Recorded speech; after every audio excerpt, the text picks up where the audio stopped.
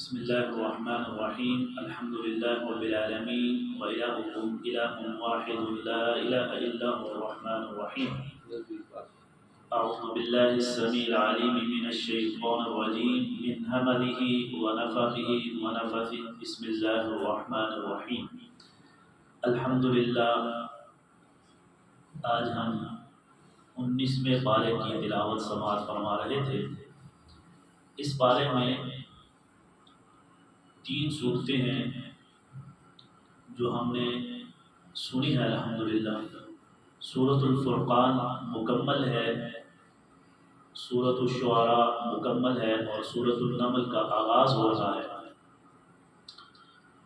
سورۃ الفرقان مکی سورت ہے. اس سورت میں نبی کریم صلی اللہ علیہ وسلم کو یہ ہدایات دی جا رہی ہیں کہ اہل مکہ جو آپ پر اعتراضات کرتے ہیں ان کا جواب دیا گیا ہے. وہی اعتراضات جو پہلے بھی اللہ تعالیٰ نے پچھلی صورتوں میں بھی دہرائے ہیں. وہ بار بار اللہ کے نبی صلی اللہ علیہ وسلم کو جھٹلاتے ہوئے کہتے تھے کہ آپ ہمارے جیسے انسان ہیں، بشر ہیں، کھاتے پیتے ہیں، بازاروں میں ہمارے ساتھ لین دین کرتے ہیں، ہم آپ کی بات کو کیسے مانیں؟ اس کے بعد اللہ تعالیٰ نے قیامت کا تذکرہ کیا ہے کہ جب ان مشرکین کو، اللہ کے نافرمانوں کو جہنم میں پھینکا جائے گا تو پھر انہیں پتہ چلے گا کہ اللہ کی آیات کا جو انکار کرتے تھے، کفر کرتے تھے، اس کی سزا کیا ہے. تب تک دنیا میں یہ نہیں مانیں گے. اس کے بعد اللہ تعالیٰ نے اپنے مومن بندوں کی کچھ صفات کا تذکرہ کیا ہے سورج میں، جو بہت ہی اہم ہیں. مختصراً ہم ان کو سمجھیں گے کہ اللہ تعالیٰ نے اپنے بندوں کی پہچان کیا بتائی. اللہ کے جو بندے ہیں ان کی خوبیاں کیا ہیں، اور جو شیطان کے بندے ہیں، رحمان کی تعلیمات سے ہٹ جاتے ہیں، وہ شیطان کے بندے ہیں. 2 ہی صورتیں ہو سکتی ہیں، رحمان کے بندے ہیں یا پھر شیطان کے ساتھی ہیں. تو اللہ تعالیٰ نے اس سورج کے اندر بہت ہی خوبصورت انداز میں اپنے بندوں کی صفات کا تذکرہ کیا ہے. آغاز میں اللہ تعالیٰ فرماتے ہیں تبارک الذی نزل الفرقان علی عبدہ لیکون للعالمین نذیرا. قرآن مجید کے کئی نام ہیں، ایک نام ہے الفرقان. فرقان کا مطلب ہے فرق کرنے والا، حق اور باطل میں فرق کر دینے والی کتاب. اللہ نے آپ صلی اللہ علیہ وسلم کو یہ کتاب دی ہے جو بتاتی ہے توحید کیا ہے، شرک کیا ہے، اچھا کام کیا ہے، برا کیا ہے، کس کو ماننا ہے، کس کو نہیں ماننا. یہ اس کتاب کے اوپر آپ کوئی بھی حکم ہے دیکھنا چاہتے ہیں یہ صحیح ہے یا نہیں، اس قرآن پر پیش کریں. یہ فرق کر دے، حق اور باطل میں فرق کر دینے والی. نبی کریم صلی اللہ علیہ وسلم کو جنہوں نے مان لیا وہ سچے اور نیک اللہ والے تھے، اور جنہوں نے نہیں مانا اس قرآن کو، آپ صلی اللہ علیہ وسلم کی تعلیمات کو، وہ کافروں کے ساتھ ان کا ساتھ ہو. تو اللہ تعالیٰ فرماتا ہے یہ جو کتاب ہے ہم نے آپ پر فرقان نازل کی، فرق کرنے پر، علی عبدہ اپنے بندے پر. کون؟ محمد الرسول اللہ صلی اللہ علیہ وسلم. لیکون للعالمین نذیرا، تاکہ یہ جہان، تمام جہان والوں کے لیے کیا ہو جائے؟ ڈرانے والا، ہدایت، ذریعہ ہدایت بن جائے یہ کتاب. پھر اللہ تعالیٰ نے فرمایا ہے کہ یہ جو مشرکین مکہ اللہ کو چھوڑ کر یہ بتوں کی پوجا کرتے ہیں، جنہوں نے 360 بت بنا رکھے ہیں، بڑے لات، منات، عزا، واتخذوا من دونہ آلہۃ لا یخلقون شیئا وہم یخلقون. انہوں نے تو کچھ پیدا نہیں کیا، تم کیوں ان کی پوجا کرتے ہو؟ زمین و آسمان کو پیدا کرنے والا کون ہے؟ اللہ تعالیٰ. پچھلے صورتوں میں ہم پڑھ چکے ہیں، سن چکے ہیں. اللہ کہتے ہیں ان سے ذرا پوچھو من بیدہ ملکوت السماوات والارض، کس نے بنایا ہے زمین و آسمان کو؟ تو کہیں گے قل اللہ، اللہ نے بنایا. پوچھو ان سے زمین کو کس نے بنایا ہے؟ کہیں گے اللہ نے بنایا. آسمان سے بارش کون برساتا ہے؟ ان سے ذرا سوال کریں، کہیں گے اللہ برساتا ہے. سورۃ المومن میں کل ہم نے سنا. تو اللہ فرماتا ہے پھر تم بہکے ہوئے کیوں ہو، کیوں انکار کرتے ہو؟ کیوں اللہ کی بات کو نہیں مانتے، رسول صلی اللہ علیہ وسلم کی تعلیمات پر ایمان کیوں نہیں لاتے؟ تو یہ ہٹ درمی ہے۔ اللہ نے ساری چیزیں پیدا کی، انہوں نے کیا پیدا کیا ذرا بتاؤ؟ تو وہ خود ہی کہتے ہیں نہیں پیدا کیا۔ وَلَا يَمْلِكُونَ لِأَنفُسِهِمْ ضَرًّا وَلَا نَفْعًا، اللہ فرماتے ہیں یہ تو نہ تمہارے نفع کے مالک ہیں نہ نقصان کے مالک ہیں، کوئی نفع نقصان سے نہیں تمہیں پہنچا سکتے۔ یہ بت کچھ کر سکتے ہیں؟ نہیں کر سکتے۔ وَلَا يَمْلِكُونَ مَوْتًا وَلَا حَيَاةً وَلَا نُشُورًا، اور یہ تو نہ زندہ کرنے کا اختیار رکھتے ہیں نہ مارنے کا اختیار رکھتے ہیں۔ زندگی اور موت کس کے ہاتھ میں؟ اللہ کے ہاتھ میں۔ تو پھر تم ان کو کیوں پوجتے ہو؟ اس کو کیوں نہیں پوجتے جو ان تمام چیزوں کو خالق اور مالک ہے؟ تو لہٰذا اللہ تعالیٰ انہیں مثال سے سمجھا رہے ہیں۔ دیکھو تم آنکھوں سے دیکھتے ہو تو یہ تو کچھ بھی نہیں کرنے کا، لیکن بڑے ہٹ درم ہیں، وہ نہیں مانتے۔ تو اللہ کہتا ہے یہ آخرت کا انکار کر رہے ہیں، تو ذرا ان کو پتہ چلے گا جب یہ جہنم میں جائیں گے۔ وَإِذَا أُلْقُوا مِنْهَا مَكَانًا ضَيِّقًا مُقَرَّنِينَ دَعَوْا هُنَالِكَ ثُبُورًا، اللہ فرماتے ہیں جب یہ دوزخ میں تنگ جگہ پر جائیں گے، جہنم کے اندر پھینکا جائے گا، بہت تنگ ہوگی جہنم، جہنم کے گڑھے میں پھینکا جائے گا۔ مقرر دعوا هنالك ثبورا، تو وہاں پر وہ موت کو پکاریں گے، دعوا وہ پکاریں گے کہ ہمیں موت آ جائے گی اتنی سخت، جیسے کسی کو سخت سزا دینا نا دنیا میں بھی کیا طریقہ ہے کہ اس کو کوٹری میں لگا دیا جاتا ہے، کار کوٹری میں اس کو جی کوٹھی لگی ہوئی ہے جس میں نہ وہ بیٹھ سکتا ہے نہ صحیح طریقے سے لیٹ سکتا ہے، تنگ جگہ پر سب سے زیادہ سخت سزا جو دی جاتی ہے سزائے موت کے قیدیوں کو، جو بڑا جرم جتنا بڑا جرم ہوگا اتنی سخت سزا ہے۔ تو اللہ تعالیٰ فرما رہے ہیں کافروں کو، مشرکین کو، ان منافقوں کو، اللہ کے باغیوں کو ہم جہنم کے اندر پھینکیں گے جو بہت تنگ ہوگی، وہاں پر کیا کریں گے؟ دعوا هنالك ثبورا، وہ کہیں گے کاش ہمیں موت آ جائے، لا تدعوا اليوم ثبورا واحدا وادعوا ثبورا كثيرا، پھر فرشتے ان کو کہیں گے تم یہاں پر موت کو نہ پکارو، ایک موت کو نہ، تم کئی موتوں کو پکارو پھر بھی تمہیں موت آنے والی، تم 1000 موت دفعہ بھی موت کو پکارو، تم ایک ہی بار کرتے ہو ایک دفعہ موت آ جائے، تم 1000 دفعہ بھی کرو گے تو تمہیں موت وہاں پر نہیں آئے گی۔ تو قل اذالک خیر ام جنۃ الخلد التي وعد المتقون، اللہ کہتا ہے وہ موت اور وہ جہنم ٹھیک ہے یا یہ کہ جس کے وارث متقی لوگ ہیں، جو اللہ والے ہیں، اللہ سے ڈرنے والے ہیں، جو جنتوں کے اندر ہوں گے وہ بہتر ہوں گے۔ کانت لہم جزاء و مصیرا، جو متقین کے ساتھ اللہ نے وعدہ کیا جنتوں کا اور ٹھہرنے کی جگہ کا وہ سب سے بہترین ہے۔ کافروں کے ساتھ جو برا ہوگا سلوک وہ اچھا نہیں ہے، وہ بہت برا ہے، اللہ ہمیں اس سے محفوظ رکھے۔ اس کے بعد اللہ تعالیٰ نے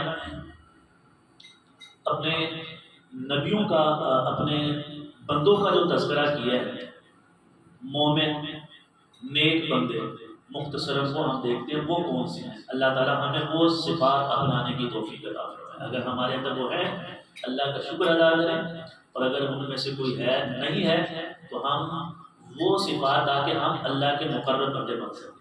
وعباد الرحمن الذین یمشون علی الارض ہونا وَإِذَا خَاطَبَهُمُ الْجَاهِلُونَ قَالُوا سَلَامًا، اللہ فرماتے ہیں اللہ کے بندے وہ ہیں، عباد الرحمن وہ ہیں کہ زمین پر آہستہ چل جائے، اور اگر جاہلوں سے ان کی ٹکر ہو جائے، مقابلہ ہو جائے، مکالمہ ہو جائے تو کیا کہتے ہیں؟ قالوا سلام، بھائی تمہیں سلامتی ہو تمہارے اوپر، ان سے الجھتے نہیں، بحث مباحثہ نہیں کرتے۔ والذین یبیتون لربہم سجدا وقیاما، اور اللہ کے بندے عباد الرحمن وہ ہیں جو اپنی راتوں کو گزارتے ہیں سجدوں کے اندر، اللہ کے سامنے سجدہ ریز ہوتے ہیں، یہ دوسری صفت ہے۔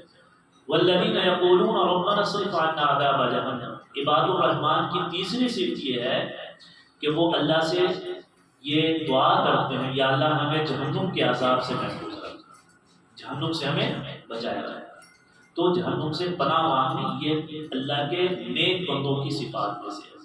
چوتھی ہے والذین اذا انفقوا لم یسرفوا ولم یقتروا بین ذلک قواما، کہ جب وہ خرچ کرتے ہیں نہ تو وہ فضول خرچی کرتے ہیں اور نہ ہی کنجوسی کرتے ہیں، بلکہ درمیانہ روی اختیار کرتے ہیں۔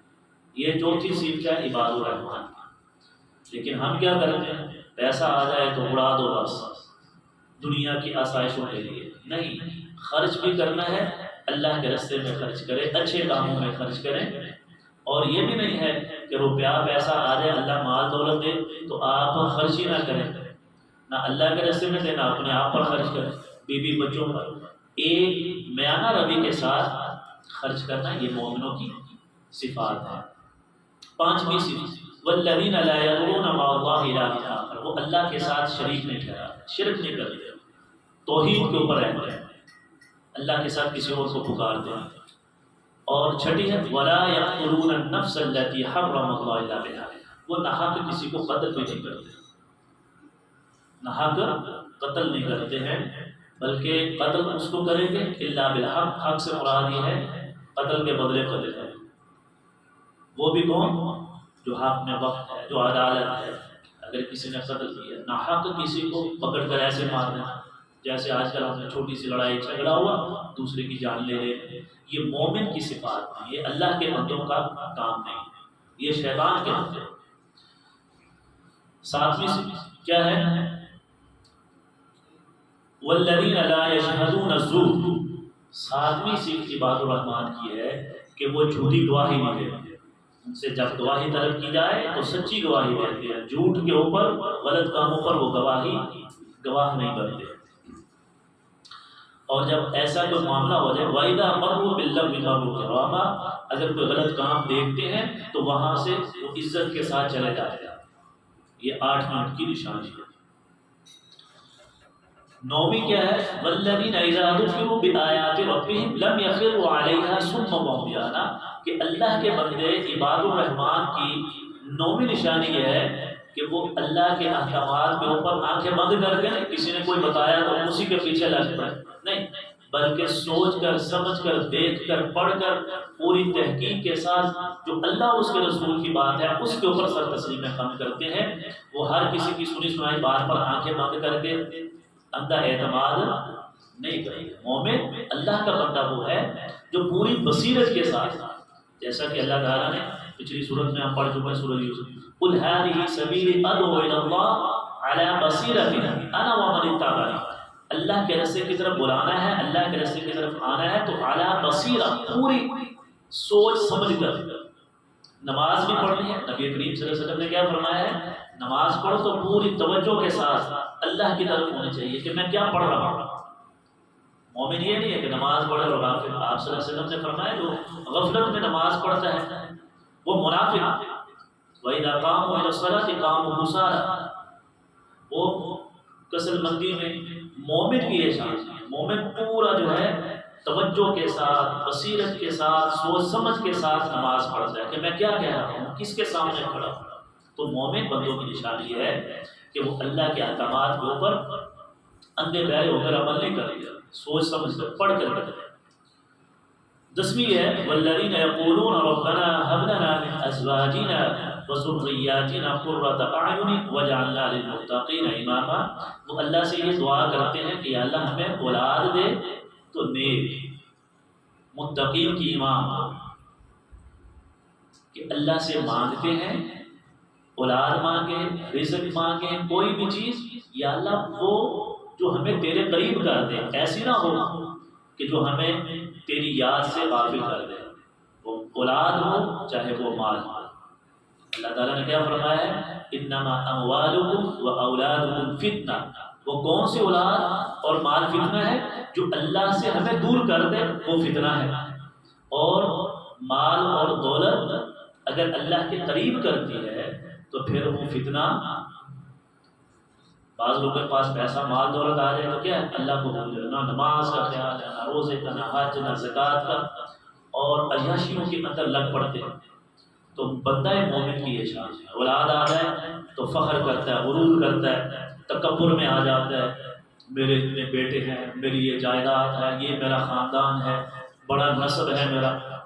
تو بندہ مومن کے پاس اگر اولاد بھی آ جائے وہ اللہ کے سامنے اور جھکتا ہے، یا اللہ یہ تیرے دی ہوا اولاد ہے، یہ تیرے دین کی خادم بناؤں گا، ان کی اچھی تربیت کروں گا۔ تو یہ عباد الرحمان کی 10ویں صفت ہے۔ تو اللہ فرماتا ہے جن کے اندر یہ 10 صفات ہوں گی تو ان کا بدلہ کیا ہے؟ اولئک یجزون الغرفۃ بما صبروا۔ یہ بہت عام بات ہے۔ اللہ فرماتا ہے جن کے اندر یہ میرے جو بندے ہیں جن میں یہ صفات ہوں گی، ان کا بدلہ کیا ہے؟ یجزون الغرفۃ، جنت کے بالا خانوں میں انہیں میں رکھوں گا۔ سب سے اوپر کون سی جنت ہے؟ نبی کریم صلی اللہ علیہ وسلم فرماتے ہیں سب سے اعلیٰ جنت الفردوس۔ جب بھی تم سوال کرو تو جنت الفردوس کا سوال کرو، بکل سورۃ المومنون میں ہم نے الذین یرثون الفردوس هم فیہا خالدون۔ مومن بندے، اللہ کے بندے، وہ جنت الفردوس میں ہوں گے۔ تو اللہ فرماتا ہے ان کا ٹھکانہ کیا ہوگا؟ بالا خانے ہوں گے، بما صبروا، اس وجہ سے کہ انہوں نے دنیا کے اندر رہتے ہوئے صبر کیا، ڈٹے رہے، اللہ کے احکامات کے اوپر رہے، اللہ اور اس کے رسول کی پیروی کی۔ وَيُلَقَّوْنَ فِيهَا تَحِيَّةً وَسَلَامًا خَالِدِينَ فِيهَا، یہ ہمیشہ ہمیشہ رہیں گے۔ حسنت مستقرا ومقاما، یہ بہت ہی خوبصورت ان کا ٹھکانہ ہوگا۔ اللہ تعالیٰ ہمیں ایسے لوگوں میں شامل فرمائے اور یہ صفات اپنانے کی توفیق عطا فرمائے۔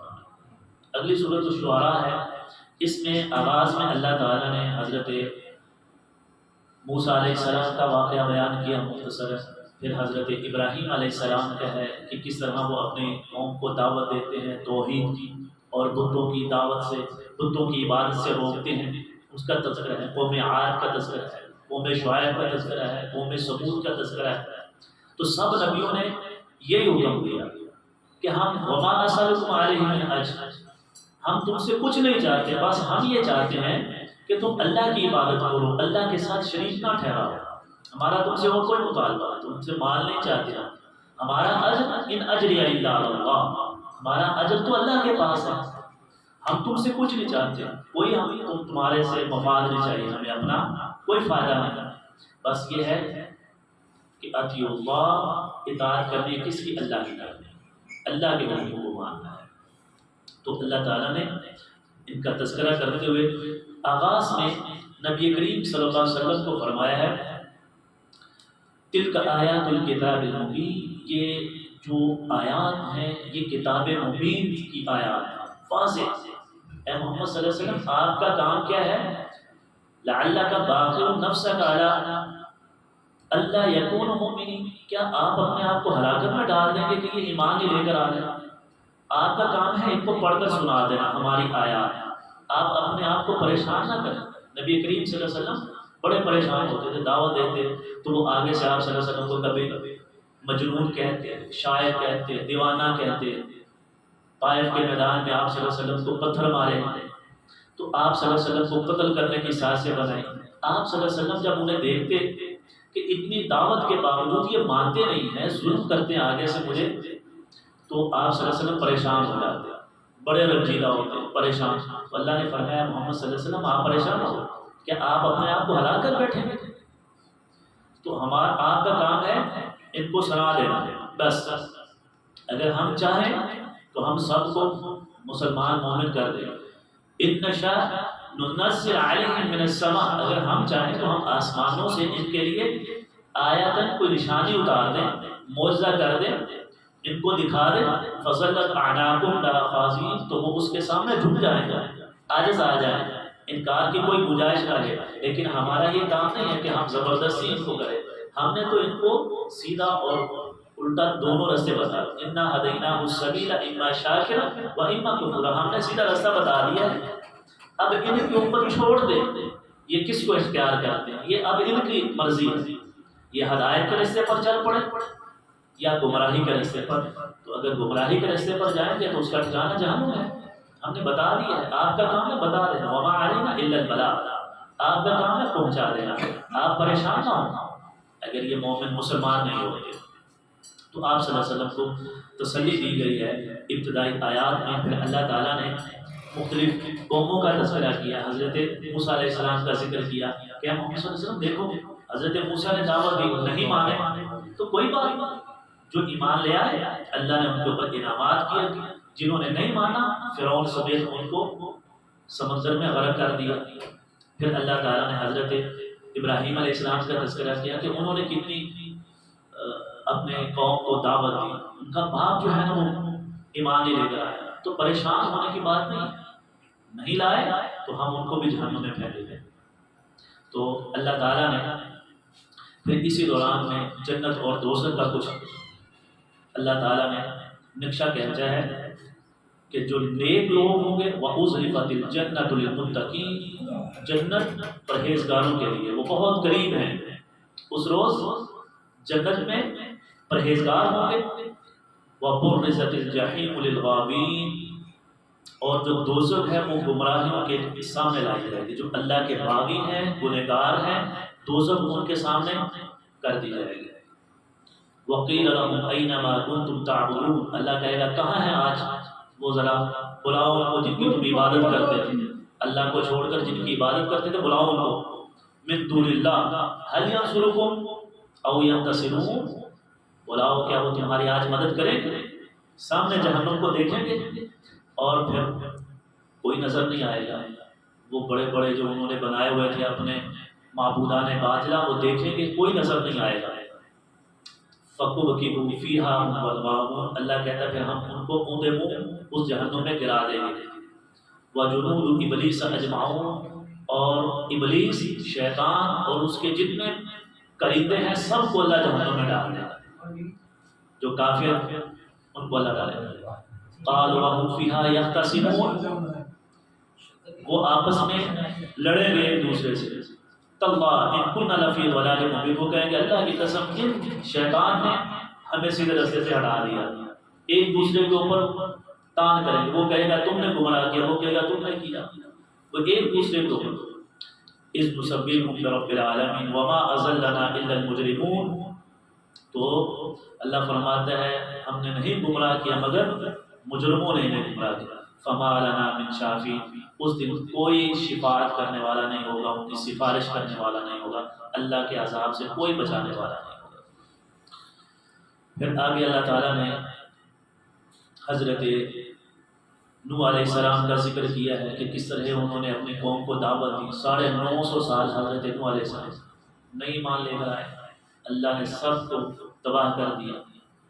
وہ لوگ بچے جو ان کے ساتھ کشتی میں سوار ہو گئے، تو اللہ تعالیٰ نے کہا اے میرے نبیوں تم نے پریشان نہیں ہونا، آپ کا کام دعوت دینا ہے۔ اللہ تعالیٰ نے قوم عاد کا تذکرہ کیا، قوم سمود کا تذکرہ کیا۔ اس کے بعد اللہ تعالیٰ نے شیاطین کا تذکرہ کرتے ہوئے فرمایا کہ یہ جو غلط کام کرتے ہیں لوگ، شیطان جو ہے یہ ان کے اوپر اترتے ہیں۔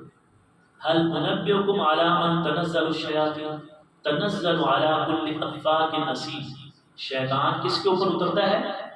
جو بہت گنہگار ہیں، ہر چھوٹے بڑے گنہگار کے اوپر شیاطین اترتے ہیں۔ شیاطین آتے ہیں اور ان سے گمراہی کے کام کرواتے ہیں، گناہ کرواتے ہیں، شیطان مسلط ہو جاتا ہے۔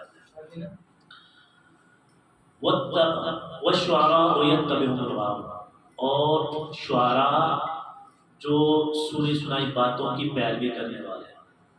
وَالشُّعَرَاء، اسی سے سورت کا نام سورۃ الشعراء رکھا گیا ہے۔ اس میں اللہ تعالیٰ فرماتے ہیں جو شعراء ہیں کبھی ادھر سے بات لے لی، کوئی ادھر سے جھوٹ بکوڑ وہ ملا کر وہ جو ہے نا شعر و شاعری کرتے ہیں، دوسروں کو خوش کرتے ہیں، تو اللہ فرماتا ہے یہ شیاطین ان کے اوپر اترتے ہیں، قصے کہانیاں بیان کرتے ہیں، جھوٹی کسی کی تعریف کرنے پر آئیں گے تو اسے آسمان کی بلندیوں پر لے جائیں، اور کسی کی حجب کرنے پر آئیں، اس کی برائی بیان کرنے پر آئیں تو اسے زمین کی گہرائیوں میں پھینک دیں، جھوٹی باتیں منسوب کر دیں گے۔ اللہ فرماتا ہے وَالشُّعَرَاءُ يَتَّبِعُهُمُ الْغَاوُونَ أَلَمْ تَرَ أَنَّهُمْ فِي كُلِّ وَادٍ يَهِيمُونَ، آپ نے دیکھا نہیں یہ ہر وادی میں پھرتے ہیں۔ تو اہل عرب شعر و شاعری میں بہت آگے تھے، اپنے آپ کو کہتے تھے ہم عربی ہیں، ہم صاحب بیان ہیں، ہمارے علاوہ جتنے ہیں وہ عجمی ہیں، گونگے ہیں، انہیں تو بولنا ہی نہیں آتا۔ اسی لیے نبی کریم صلی اللہ علیہ وسلم کو بھی کہتے تھے تو یہ تو شاعر ہے۔ اللہ فرماتا وما ہوا بقول شاعر، یہ قرآن جو ہے یہ شعر و شاعری کی کتاب نہیں ہے، یہ تو غور و فکر کرنے کی کتاب ہے، اس کے اندر تو نصیحتیں ہیں۔ یہ جیسے تم شاعری کرتے ہو، وہ دیوان انہوں نے اتنے اتنے شعر تھے کہ ہر سال مقابلہ ہوا کرتا شعر و شاعری کا. تو سبع معلقہ جس کا وہ دیوان، جس کی شعر و شاعری سب سے اعلیٰ ہوتی، تو وہ اس کو خانہ کعبہ میں لٹکا دیا کرتے. جب نبی کریم صلی اللہ علیہ وسلم کی آمد ہوئی اس وقت تک 7 بڑے شعراء تھے جن کا کلام خانہ کعبہ میں لٹکایا گیا ہوا تھا، جسے سبع معلقہ کہتے ہیں. تو وہ شعر و شاعری میں بہت آگے. جب نبی کریم صلی اللہ علیہ وسلم نے قرآن پڑھ کر انہیں سنانا شروع کیا تو کہنے لگے یہ بھی شاعر ہے، یہ کہیں سے سیکھ کر آتا ہے اور آ کر ہمیں سنا دیتا ہے. تو سورۃ القلم میں اللہ فرماتا ہے وما هو بقول الشاعر قلیلا ما تذکرون، تھوڑے ہیں جو نصیحت حاصل کرتے ہیں، یہ کسی شاعر کا کلام نہیں ہے. ولا بقول کاہن، نہ یہ کسی کافر کا قول ہے، یہ تو اللہ کا کلام ہے. تو اللہ فرماتا ہے شاعر جو ہوتے ہیں وہ تو ہر وادی میں منہ مارتے ہیں، وہ غلط باتیں بھی کرتے ہیں، جھوٹ بھی بولتے ہیں، بہتان بھی تراشتے ہیں دوسرے کے اوپر. لہٰذا شعراء جو ہیں یہ شعراء کی کتاب نہیں ہے. الا الذين امنوا وعملوا الصالحات وذكروا الله كثيرا وانتصروا من بعد ما ظلموا وسيعلم الذين ظلموا اي منقلب ينقلبون. اللہ کہتا ہے وہ لوگ جو ایمان والے ہیں، وہ مومن اگر کوئی شعر و شاعری کرتا ہے، جیسا کہ صحابہ کرام میں بھی شعر و شاعری، اچھی شعر و شاعری جو قرآن اور حدیث جس میں کوئی شرکیہ کا کلام نہ ہو. تو حضرت حسان ابن ثابت رضی اللہ تعالیٰ عنہ شعر و شاعری کرتے تھے، نبی کریم صلی اللہ علیہ وسلم اسے شعر سنا کرتے تھے. وہ آپ صلی اللہ علیہ وسلم کی شان میں، اللہ کی شان میں، وہ جو اللہ اور رسول کی کتاب میں موجود ہے. یہ نہیں ہے کہ اپنی طرف سے جھوٹ بیان کریں، جیسے آج کل ہم نے دیکھا ہے. وہ کہتے ہیں دیکھیں جی حضرت حسان بھی تو شعر و شاعری کرتے تھے. تو اس سے لے کر آج کل کے جو ہمارے شعراء نعت خواں دیکھیں، ایسی ایسی نعتیں ہیں، اللہ کی پناہ ہے. شعر و شاعری میں نبی کریم صلی اللہ علیہ وسلم کی شان بیان کرتے ہوئے اتنی بلندی پر لے جاتے ہیں کہ اللہ کے ساتھ ملا دیتے ہیں. یہ بھی شرک ہے. شان وہاں تک رکھیں جہاں تک ہے. اب یہ کہنا کہ محمد صلی اللہ علیہ وسلم جو ہیں وہ اللہ کے نور میں سے ہیں، وہ سارے اختیارات انہیں کے پاس ہیں، اللہ کا پکڑا چھڑائے محمد کا پکڑا چھڑا کوئی نہیں سکتا. اب یہ کیا بات ہے؟ یہ شرک کی طرف لے جاتے ہیں. ایسی شاعری اسلام کے اندر اس کی قطعاً کوئی گنجائش نہیں. تو اللہ تعالیٰ نے ایسے شعراء کی مذمت کی ہے اور بیان کیا ہے کہ ایمان کے ساتھ اللہ کے اوپر ایمان رکھنے والے، نیک اعمال کرنے والے، وذکر اللہ کثیرا، اور اللہ کا ذکر کثرت کے ساتھ کرنے والے، وہ اس سے مستثنیٰ ہیں. تو لہٰذا ہمیں شعر و شاعری اور فضول قصے کہانیوں سے کنارہ کشی کا اختیار کرنا چاہیے. یہ مومنوں کی شان ہے. پھر اللہ تعالیٰ نے اگلی جو صورت ہے سورۃ النمل، یہ بھی مکی صورت ہے. اس صورت میں چونٹی کا تذکرہ ہے، اس لیے اس صورت کا نام نمل رکھا گیا. نمل چونٹی کو کہتے ہیں. حضرت سلیمان علیہ السلام کا قصہ ذرا اس میں تفصیل کے ساتھ ہے. حضرت سلیمان اللہ کے وہ برگزیدہ پیغمبر ہیں کہ جن کو اللہ تعالیٰ نے تمام مخلوقات کی زبان سلجھا دی، سب چیزوں پر کنٹرول تھا. اللہ تعالیٰ سے دعا کی رب هب لی ملکا لا ينبغی لأحد من بعدی، یا اللہ مجھے ایسی بادشاہت عطا فرما جو کسی اور کو نہ دی. تو اللہ نے کہا ٹھیک ہے. اللہ تعالیٰ نے ہر نبی کو یہ اختیار دیا تھا کہ تم دنیا میں کوئی چیز مجھ سے مانگو میں تمہیں عطا کروں گا. ہر نبی کو اللہ تعالیٰ نے یہ اختیار دیا کہ تم دنیا میں ایک تمہارے پاس موقع ہے، کوئی چیز حاصل کر لو، لے لو، کوئی چیز مانگ لو. کئی نبیوں نے مانگی تو اللہ تعالیٰ نے بتا.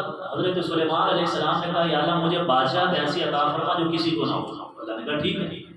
تو اللہ تعالیٰ نے ہواؤں کے اوپر بھی، جنات، چیونٹیوں سے لے کر بڑے بڑے ہر مخلوق کی زبان سمجھتے تھے، ہواؤں کے اوپر کنٹرول، آرڈر کرتے ہوا کو تخت اٹھا کر دوسری جگہ پر لے جاتے. تو حضرت سلیمان علیہ السلام کا ذکر ہے کہ ایک دن حضرت سلیمان علیہ السلام جو ہے وہ بیٹھے ہیں تو کہا کہ مجھے نظر نہیں آ رہا وہ ہدہد کدھر ہے. آج وہ آگے پیچھے ہوگا. کہا آج اگر ہدہد میرے پاس اپنی کوئی عذر بہانہ کو لے کر نہ آیا تو میں آج لأعذبنہ، میں اس کو ذبح کر دوں گا. او لیاتینی بسلطان مبین، یا کوئی عذر لے کر آئے. تو اتنی دیر میں ہدہد آ گیا اور کہا ہاں جی ہدہد کدھر تھے؟ تو کہنے لگا کہ میں تو ایک ایسی بستی کی طرف گیا ہوں کہ جس کے اندر میں نے دیکھا ہے کہ وہ اللہ کو چھوڑ کر سورج اور چاند کی پوجا کرتے ہیں. قوم سبا، میں نے دیکھا کہ وہ تو اللہ کو چھوڑ کر غیر اللہ کی عبادت کرتے ہیں. مشرک، چھوٹا سا پرندہ ہے. کتنا اس آیت سے مفسرین کہتے ہیں کہ پرندوں کے اندر بھی اللہ نے یہ بات ودیت کی ہے کہ وہ بھی اللہ کے سامنے جھکتے ہیں، اللہ کی عبادت کرتے ہیں، اللہ کے ساتھ شریک نہیں ٹھہراتے. چاہے جائے کہ انسان جس کو اشرف المخلوقات کا وہ اللہ کے ساتھ شریک کرے. تو حضرت سلیمان علیہ السلام نے کہا قالت یا ایھا الملأ انی القی الی کتاب کریم، تو فرمایا سلیمان نے کہ یہ میرا لے کر جاؤ خط اس قوم کی طرف. جب وہ جا کر دیا تو وہ ملکہ جو تھی بلقیس، اس نے جب دیکھا قالت یا ایھا الملأ انی القی الی کتاب کریم انہ من سلیمان و انہ بسم اللہ الرحمن الرحیم، یہ سلیمان کی طرف سے ہے. تو کہا کہ انہوں نے کہا کہ ہمارے پاس حاضر ہو جائے. سلیمان نے لکھا کہ اگر اطاعت کرتے ہوئے ہمارے پاس آ جاؤ گے مسلمان ہو کر تو تم محفوظ ہو، اور اگر نہیں تو پھر جنگ میں ہمارا فیصلہ ہوگا، جو جیت جائے گا پھر اسی کی ہوگی. تو وہ سارے جو ہے نا وہاں پر آئے. پھر کس طرح اللہ تعالیٰ نے وہ حضرت سلیمان علیہ السلام نے اس کا تخت لائے تو علم والا تھا. وہ پورا ایک واقعہ اللہ تعالیٰ نے اس صورت میں بیان کیا ہے حضرت سلیمان علیہ السلام کا. تو اس میں ہمیں جو سبق ملتا ہے وہ یہ ہے کہ تمام مخلوقات جو ہیں وہ اللہ کی عبادت کرتی ہیں، اللہ کی توحید کا اقرار کرنے والی ہیں. تو شرک کی جو نجاست ہے وہ بہت بری ہے. اللہ تعالیٰ ہمیں قرآن مجید کو سمجھنے اور اس کے مطابق اپنی زندگی کو ڈھالنے کی توفیق عطا فرمائے. وما علینا الا البلاغ المبین.